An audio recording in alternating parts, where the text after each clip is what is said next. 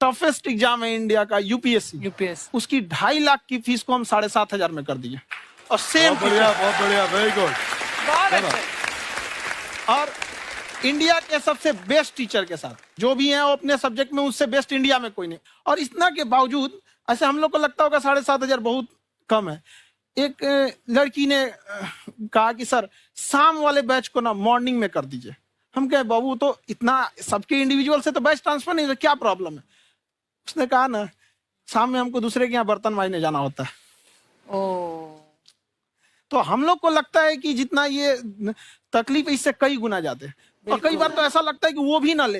एक लड़का बेचारा नदी से बालू निकालता था और वो बालू को भरता था, फिर नाव बालू को किनारे लेके बेचती थी और वो बालू भरता था, उससे मेरी फीस ले आया। हमारा हाथ कांप गया, हम कैसे फीस ले लेंगे यहाँ पर। बहुत बढ़िया। उसी दिन हमने ये प्रण लिया था कि भारत का कोई भी बच्चा उसके सफलता में पैसा उसकी बाधा नहीं बनेगी, चाहे उसको जितना भी पढ़ना रहे यहाँ पर। क्या बात।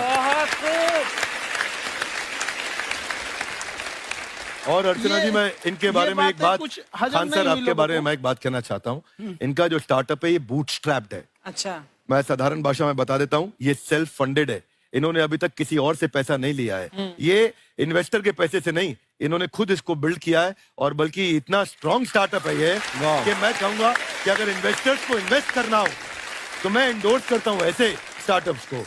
यही सब चीजों को देखते हुए कई लोगों ने धमकी भी दिया था वहां पर। अच्छा। और उसके बाद बम चला दिए और 7-8 बम चला दिए और कुछ ब्लास्ट हुआ। एक बेचारा नया लड़का आया था एडमिशन लेने के लिए, उसकी स्कूटी उड़ा दिया। वो आया था, कहा कि सर हम तो पढ़ने आए थे, हमारा स्कूटी उड़ गया। तो हमारी ऑफिस उड़ा दिया सब। एक तो पास में आके गिरा और नहीं फटा वो।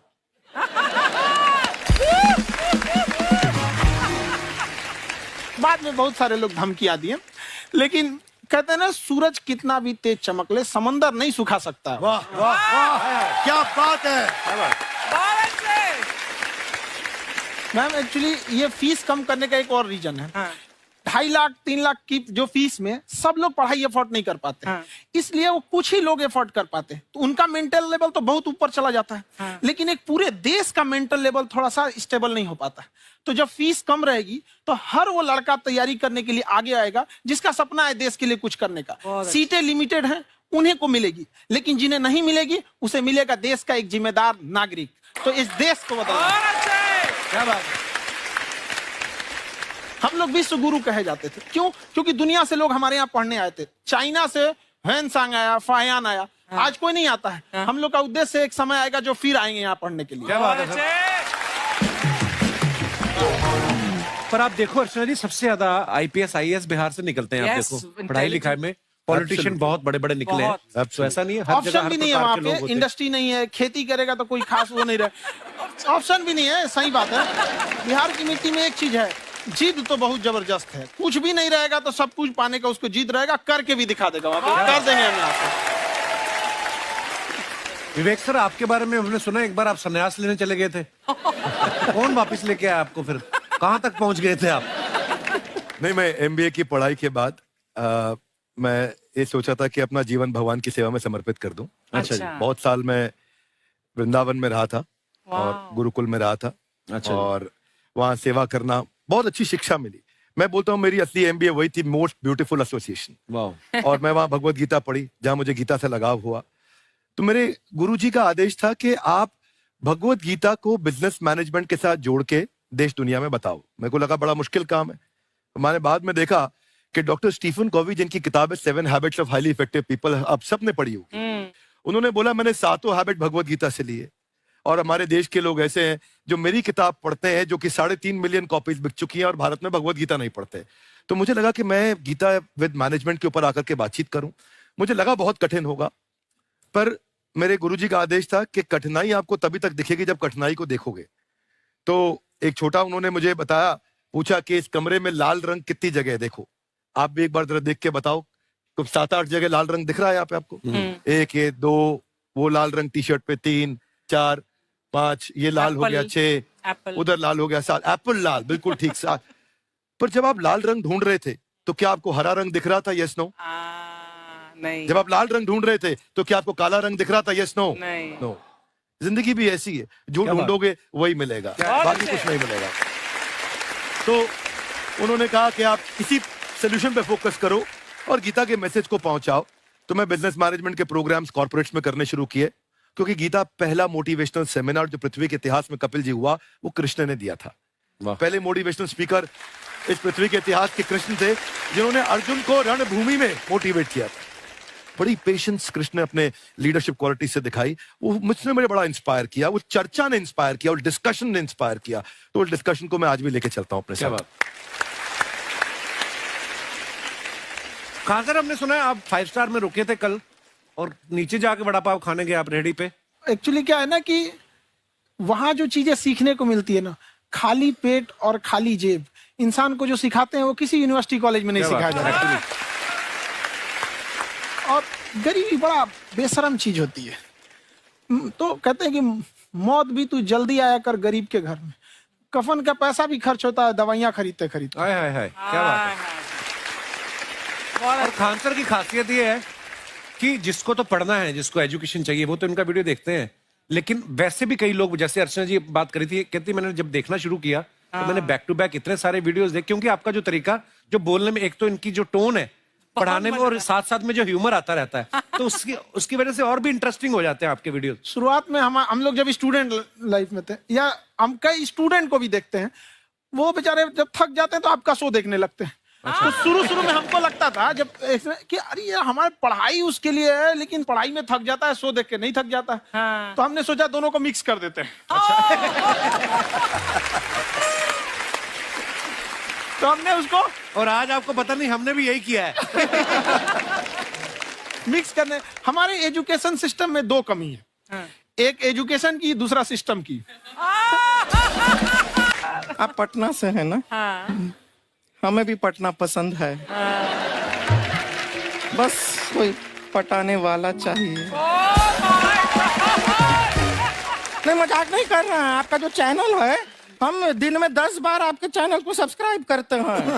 अरे हाँ, और बेल आइकन तो हम इतना जोर से दबाते हैं कि बाकी यूट्यूब वाले बाहर निकल के देखते हैं कि ये कौन है जिसने इनका चैनल इतना जोर से दबा दिया बेल आइकन। बुढ़िया, तो शर्म नहीं आती? आते ही फ्लर्ट शुरू कर दिया ना तूने। तो जाते हुए करते हैं क्या? विवेक जी नमस्ते। आपसे एक काम था, छोटा सा कर देंगे आप? ये क्यों करेंगे? नहीं, गुरुजी हमेशा अपने वीडियो में कहते हैं कि विवेक से काम लो, विवेक से काम लो। विवेक मतलब दिमाग से काम लो आप। हाँ, तो विवेक जी अपने दिमाग से ही काम लेंगे। बहुत दिमाग है उनके पास। ये देखिए, जो आदमी, आपको मैं बताइए, जो आदमी बिना फिल्म किए कपिल शर्मा शो में आ गया, कितना दिमाग होगा उसके पास।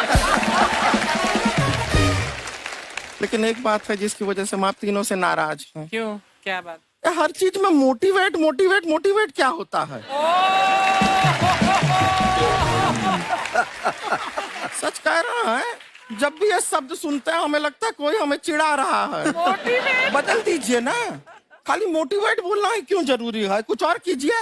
रोटी वेट, छोटी वेट, पतली वेट, कुछ भी बोलिए, मोटिवेट हटाइए। तो गुड़िया, तू भी एक्सरसाइज किया कर ना, देख डॉक्टर साहब ने कितना वजन कम किया है, तू भी कर ले। ठीक है, फिर मोटिवेट से ही चला लेंगे। लेकिन मोटिवेशन कोई बुरा बात नहीं है। हमारे दादाजी भी वैसे बहुत मोटिवेट करते थे। हाँ, एक बार तो तालाब में डूब रहे थे हमारे दादाजी। हाँ। हमारे पास रस्सी भी था, ट्यूब भी था, फिर भी हम अपने दादाजी को बचा नहीं पाए। क्यों? क्योंकि हमने उनकी ओर तिनका फेंका ना, वही कहते थे डूबते को तिनका का सहारा काफी। नहीं लगा सहारा, दादाजी बुड़बुड़ बुड़बुड़ बुड़बुड़। गुड़िया, तू क्या करने आई इधर? अरे हाँ, हम क्या करने आए हैं पूछना था सर। खान सर, ये जो हमारा एक चाचा का लड़का है, उसको क्या है, थोड़ा पढ़ाई में प्रॉब्लम हो रहा है। तो 12वीं का पढ़ाई आप उसको अच्छी तरह करवा के 12वीं पास करवा देंगे आप? करवा देंगे, वेरी गुड, बात कर लेते हैं। हाँ, राम सरोवर, देखो हमारा बात हो गया है। ये 10वीं जो तुमसे नहीं दिया जा रहा है वो नहीं देना है।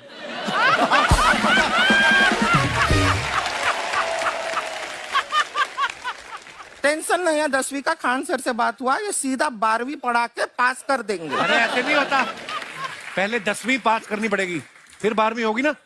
ऐसा कोई जरूरी नहीं है ये सीक्वेंस। हमारे मौसा जी थे, हाँ। उनसे ना 10वीं हुई ना 12वीं हुई। अभी 3 दिन पहले सीधा उनकी 13वीं हुई। एक्चुअली क्या है, पढ़ाई लिखाई का हमको बहुत ज्यादा नॉलेज है नहीं। गांव में पढ़े हैं ना सर। स्कूल कहाँ होते थे अर्चना जी, गांव में स्कूल नहीं था। पेड़ के नीचे पढ़ते थे हम। यहाँ तक कि हमारे पास ब्लैक बोर्ड भी नहीं था। हमारे मोहल्ले की जो भैंसिया थी उसको खड़ा करके टीचर उसके ऊपर लिख के पढ़ाती थी। मजाक नहीं कर रहे हैं। और आप तो समझ रहे हैं, अभी ब्लैक बोर्ड की एक अटैच डस्टर था ब्लैक बोर्ड का, समझ रहे हैं ऐसा। वो पीछे से आता था, लिखा हुआ मिटाता था और चला जाता था। ये तो कुछ भी नहीं है। एक बार क्या हुआ, हमारा स्कूल शुरू हुआ, शुरू होते ही 2 महीने के लिए छुट्टियां हो गई। क्यों? ब्लैक बोर्ड ने बछड़ा दिया था ना। तो वैसे आप लोग ना इतने ज्ञानी हैं, सब कुछ जानते हैं। आपसे एक टेक्निकल सवाल पूछे। एक बार ना 4 दोस्त थे, 4 दोस्त, साम दाम दंड भेद। वो डिसाइड करते हैं कि चलो एक गेम खेलते हैं, तो टीम्स बनाते हैं। तो साम दाम ने एक टीम बनाया। इस पे भेद को बहुत गुस्सा आया। पता है क्यों? क्यों? क्योंकि भेद को दंड मिलाना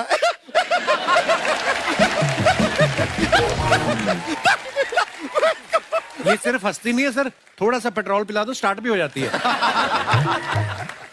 इतना है कि और भी बता दीजिए, जब हम बीमार होते हैं हम डॉक्टर के पास नहीं मैकेनिक के पास जाते हैं, और डिटेल दे दीजिए। ऐसा कुछ नहीं है सर, ये बोलते हैं खाली। लेकिन अभी एक रिक्वेस्ट था सर, हमारा एक भाई है, पुरुषोत्तम नाम है उसका, वो गांव से आया हुआ है। आप लोग थोड़ा उससे सब बातचीत करेंगे, थोड़ा उसको प्रोत्साहन देंगे। और शर्मा जी, आपसे भी एक रिक्वेस्ट था, आपसे हमने कभी कुछ मांगा नहीं है।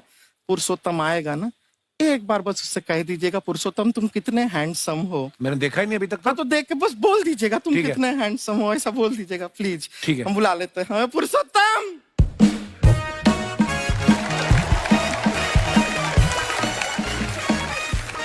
ये पुरुषोत्तम है। वाह, तेरा भाई बड़ा हैंडसम है।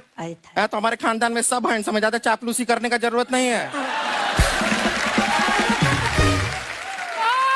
देखा हमारा यहाँ पे कितना चलता है। एक नंबर दीदी, एक नंबर। सब लोग हैं, नमस्ते कर दो। ये बड़ा अच्छा लड़का है, गांव में ना भैंस चराता है, इसको थोड़ा मोटिवेट कीजिए ना।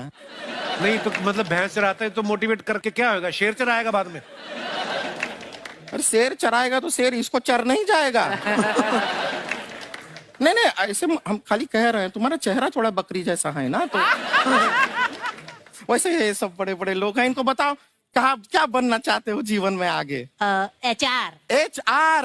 अरे वाह, देखे कोई बड़ा कंपनी में ह्यूमन रिसोर्स का काम करेगा ये। अरे HR मतलब दीदी Hrithik Roshan. Tiny tin tin tiny tin tin. ना जूता पहनने का काम किया करो, जूता खाने का नहीं। काम किया है, कुछ बड़ा किया है लाइफ में?